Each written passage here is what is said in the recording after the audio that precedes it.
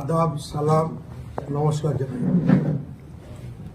আমি আপনাদের মাধ্যমে আমার রঘুনাথগঞ্জ বিধানসভার সম্মানিত নাগরিক এবং নির্বাচক মণ্ডলী সহ মুর্শিদাবাদ জেলা এবং রাজ্যের সর্বস্তরের সুনাগরিক মণ্ডলের দৃষ্টি আকর্ষণ করতে চাইছি। এসআইআর সংক্রান্ত ব্যাপারটা আমাদের কাছে নতুনভাবে ভাবিয়ে তুলেছে। নির্বাচন কমিশনের ডেডলাইন আগামী 4ই ডিসেম্বরের মধ্যে নির্বাচন কমিশনের পোর্টালে সমস্ত নামকে আপলোড করতে হবে। যে সমস্ত ভোটার লিস্ট সংক্রান্ত এসআইআর ব্যাপারে নির্বাচন কমিশনের যে সমস্ত নির্দেশ আছে, প্রতিটি বুথে বুথে বিএলও নিয়োগ করা হয়েছে নির্বাচন কমিশনের পক্ষ থেকে। আমরা যখন প্র্যাকটিক্যালি বিভিন্ন বুথে বুথে যখন আমরা পর্যবেক্ষণ করছি, ইতিমধ্যেই আমার বিধানসভায় প্রায় 96% থেকে 80% বুথে নির্বাচক মণ্ডলী তাদের এসআইয়ের যে ফর্ম, সেই ফর্ম প্রত্যেকেই রিসিভ করেছেন এবং তার মধ্যে প্রায় 60% ফর্ম প্রতিটি বিএলওর কাছে তারা জমা করে দিয়েছে। কিন্তু আমরা যখন তথ্য ঘেঁটতে গিয়ে দেখছি যে বিএলওরা এখন পর্যন্ত নির্বাচন কমিশনের পোর্টালে তাদের নামগুলো আপলোড করতে পারছে না। তাদের কারণ হচ্ছে যে যারা বিএলও এখানে নিয়োগ হয়েছে অনেকে অনভিজ্ঞ, কেউ আশার কর্মী, কেউ আইসিডিএস এর কর্মী, যাদের মোবাইল ডাটা সম্বন্ধে যাদের কোনো অভিজ্ঞতা নেই, তারা আতঙ্কে দিন কাটাচ্ছে। আমরা যখন যাচ্ছি তারা বলছে, স্যার আমাদের এই কাজে নিয়োজিত করা হয়েছে, আমরা এই সম্বন্ধে আমরা এক্সপার্টাইজ নই, রাতের ঘুম হারাম হয়ে যাচ্ছে। অনেকে আত্মহত্যা দিকেও হয়তো এগিয়ে যাচ্ছে, তারা বলছে রাতের ঘুম হচ্ছে না। যে আমরা চেষ্টা করছি। আমার কাছে তথ্য মোতাবেক আমি যদি আজকে বলি যে এখন পর্যন্ত আপনার এখানে আমার রঘুনাথগঞ্জ 2 নম্বর ব্লক, এই বিধানসভা বলছে 2 নম্বর ব্লকটা বলি, যে 25টা বুথে 5% এর নিচে ইলেকশন কমিশন পোর্টালে আমাদের নাম আপলোড হয়নি। 25টা বুথে 5% নিচে আছে।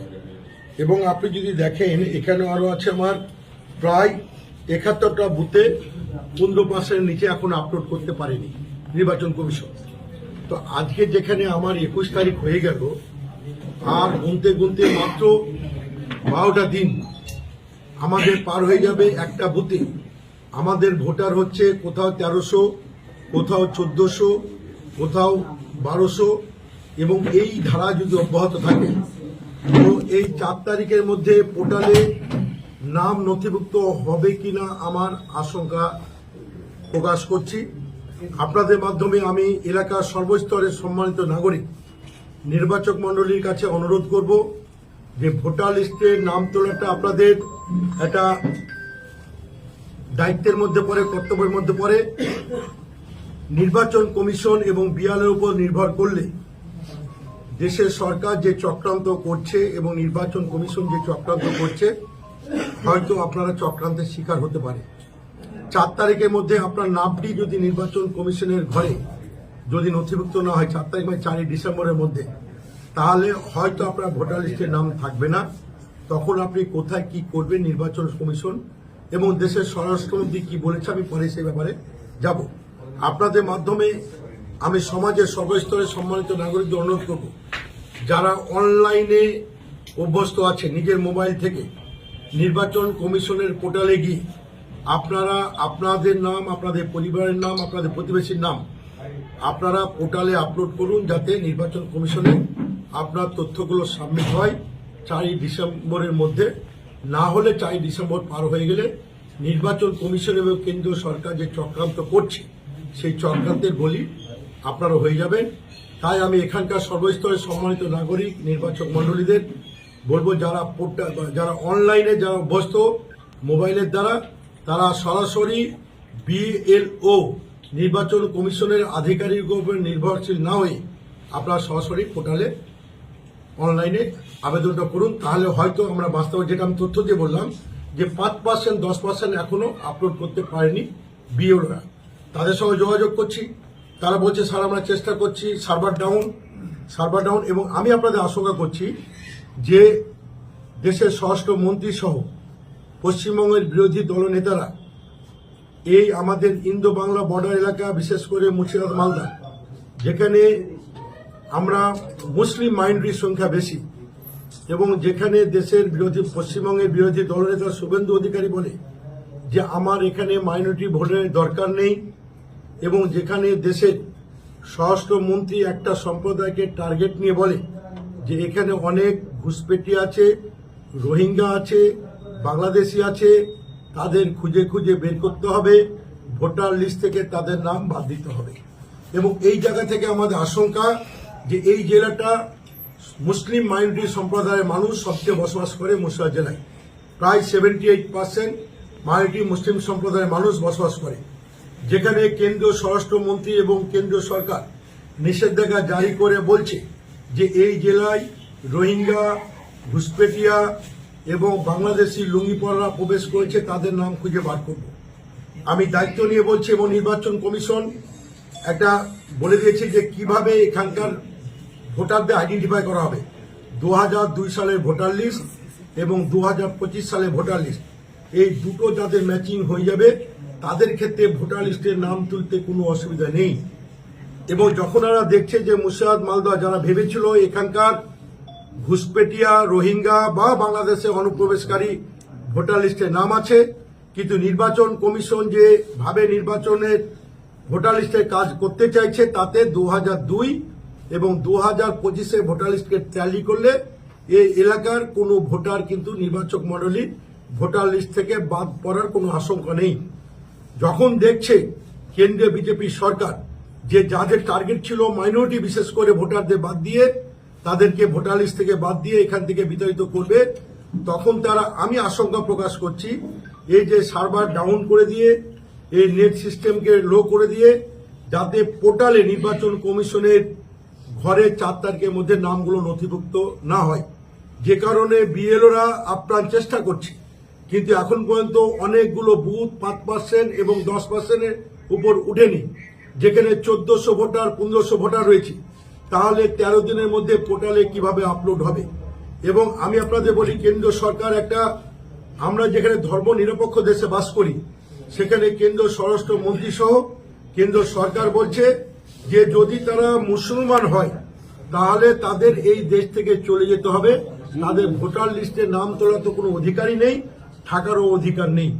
কিন্তু অমুসলিম অন্য কোনো সম্প্রদায়ের মানুষ যদি হয়, তাদের যদি ভোটার লিস্টের নাম না থাকে এবং নির্বাচন কমিশনের যে 12টা বা 13টা তথ্য যদি তারা সাপ্লাই করতে না পারে, তাহলে তারা সিএ ক্যাম্পের মাধ্যমে আবেদন করলে তারা ভোটার লিস্টে নামও থাকবে এবং তারা দেশের নাগরিকত্ব পাবে।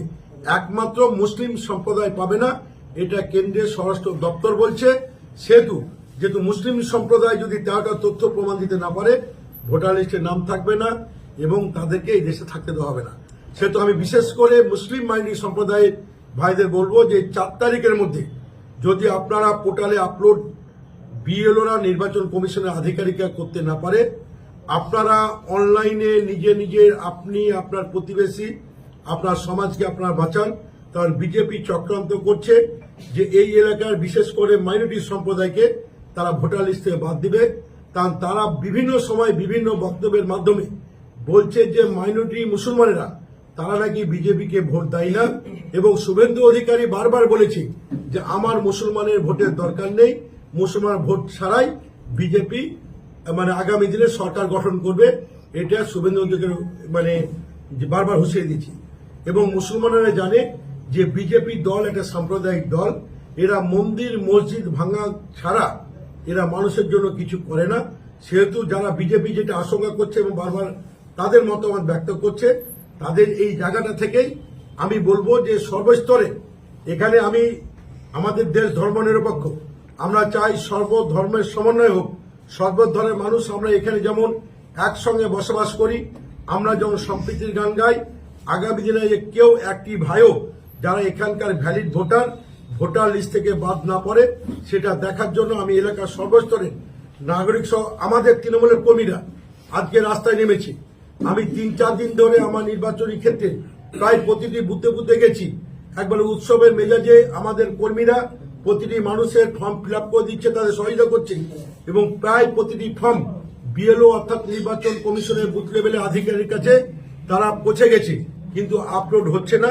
এটাই আমার বক্তব্য। আপনাদের মাধ্যমে আমি সমাজের সর্বস্তরের নাগরিক এবং যারা নির্বাচক মণ্ডলী তাদের আবেদন করব যে এখানে শুধু নির্বাচন কমিশন আগামী দিনে যে আমাদের সঙ্গে প্রতারণা করবে না, সার্ভাইভ ডাউন করবে না এবং নেট সিস্টেমকে বন্ধ করে দিয়ে বলবে 4 তারিখের মধ্যে তোমাদের পোর্টালে আপলোড নেই, সেহেতু তোমাদের ভোটার লিস্টের নাম নেই, তোমাদের এখানে থাকতে দেওয়া যাবে না। এই আশঙ্কা থেকে আপনাদের মাধ্যমে আমি সম্মানিত নাগরিকদের এই সরাসরি অনলাইনে পোর্টালে আবেদন করার জন্য বলছি। এবং আমাদের নেত্রী মমতা ব্যানার্জি বলেছেন, আমাদের নেতা অভিষেক ব্যানার্জি বলেছেন যে একটিও ভ্যালিড ভোটার যদি ভোটার তালিকা থেকে নির্বাচন কমিশনের চক্রান্তের কারণে বাদ যায়, আমরা দিল্লি নির্বাচন কমিশনের অফিস যেমন ঘেরাও করব, আমাদের নেত্রীর নেতৃত্বে আমরা সারা বাংলাব্যাপী আন্দোলন তৈরি করব। এই কথাগুলো আজকে আমি নির্বাচক মণ্ডলীকে সতর্ক করার জন্য বিনয়ের সুরে অনুরোধ করছি যে দোষারোপ পরে হবে, কিন্তু অনলাইনে আপনারা সরাসরি যাদের অভিজ্ঞতা আছে মোবাইলের মাধ্যমে আপনার ভোটটা আপনার প্রতিবেশী ভোট, আপনার পরিবারের ভোটটা আপনারা নথিভুক্ত করুন। নির্বাচন কমিশনের যারা বিএলও আছে তাদের উপর নির্ভর হলে আপনারা বিপদে পড়বেন।